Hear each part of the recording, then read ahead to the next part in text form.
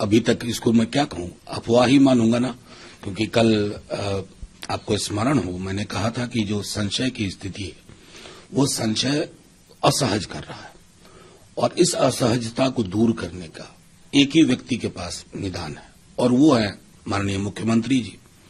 उसका कोई मुझे जवाब नहीं मिला, इसलिए मैं कह रहा हूं कि अब तक अभी आप जो कार्यशैली देखें, आपने तो बिहार को इतने वर्षों में कवर किया, आप देखें नौकरी रोजगार क्या क्या नहीं, बिहार मतलब चर्चा का विषय पूरे देश में अच्छे कारणों से। तो मुझे तो कहीं नहीं दिखता है कि इसमें कोई दरार कोई रार कुछ है और अंततः मुखिया तो नीतीश जी हैं इस महागठबंधन के। कई चीजें हैं, बुनियाद उन्होंने तेजस्वी जी ने और लालू जी ने मिलकर रखी थी।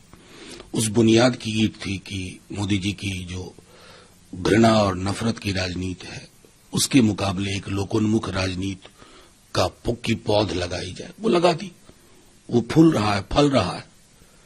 सुशील मोदी कहते हैं कि पॉलिटिक्स में दरवाजे परमानेंटली बंद नहीं होते हैं। अब वो दरवाजा खोलने बंद करने की विधा के माहिर लोगों से मैं क्या कहूं, मतलब कई बयान याद आते हैं सुशील मोदी जी की। मुझको लगता है ना कि पॉलिटिक्स में डिमेंशिया बहुत खतरनाक बीमारी है।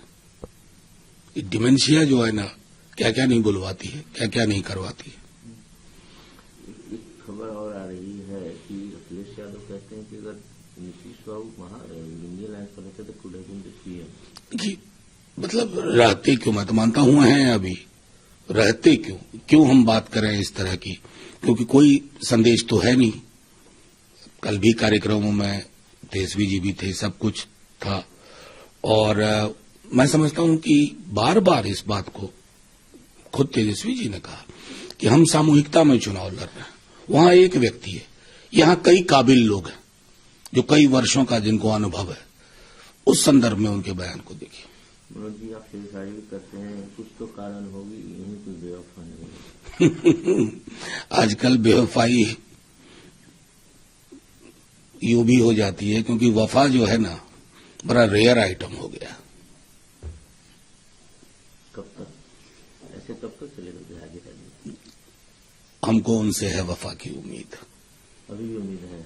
जाहिर तौर पर सवाल खड़े हो रहे हैं गवर्नर हाउस की प्रोग्राम को क्यों स्किप किया गया? नहीं, देखिए वो मतलब ये अननेसेसरी सवाल, वो हाइटी है, वो कॉन्स्टिट्यूशनल मैंडेट का कोई प्रोग्राम था नहीं। कई सारी चीजें जो थी उनके वो विमर्श में थे। अब उसमें सवाल खड़े करने के लिए तो कोई कहे कि फलाने का प्रोग्राम कल का क्यों रद्द हो गया। मैं समझता हूं इस तरह से सवाल जब खड़े होते हैं ना तो लगता है कि सवाल हर सेकंड खड़े हो रहे हैं और हर सेकंड वो अकाल मृत्यु हो जाती है उन सवालों की। गोपाल मंडल बोलते हैं कि जो सम्मान मिलना चाहिए था ग्रैंड अलायंस में वो नहीं मिला। बहुत सम्मान मिला, बहुत सम्मान मिलेगा और बहुत सम्मान मिलता रहेगा। मिलेगा भी। मैं सीधे तौर पे कह रहा हूं कि वो संशय वाली बात जो मैंने कही। मांझी जी वाली बात में क्या बात है? मांझी जी खबर आई थी कि आरजेडी प्रपोजल की। मुझको लगता है कि ये सब चीजें ऐसे ही बाजार में चल रही है। मांझी जी भूतपूर्व मुख्यमंत्री हैं, एक कद्दावर नेता है। अब कहीं किसी ने ये खबर चला दी तो उस पर टिप्पणी देने का तो कोई मतलब है नहीं।